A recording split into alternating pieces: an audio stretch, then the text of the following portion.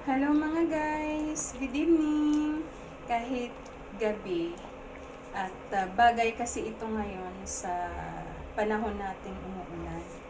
Bumili kami ng kamote at glutinous rice, gata na presko at nilagyan ko ng saging para gumawa kami ng bilo-bilo mga guys. Ayan o, tingnan ninyo mga guys. Ayan.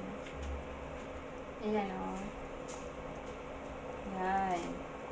Para sa ating maulang panahon.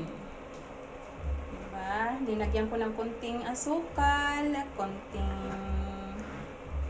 asin para mas lumasa yung asukal kapag meron konting asin.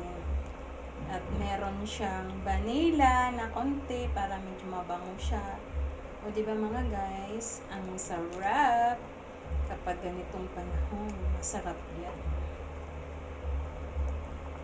Bilo-bilo kayo dyan, ginataan. Ayan. Ayaw ko nang may mga kulay-kulay, kaya hindi ako bumili ng sago. Ito na lang. Diba? Masarap din naman yan kahit walang sago.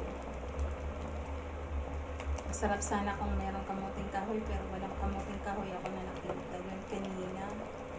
Yan na guys. Thank you for watching.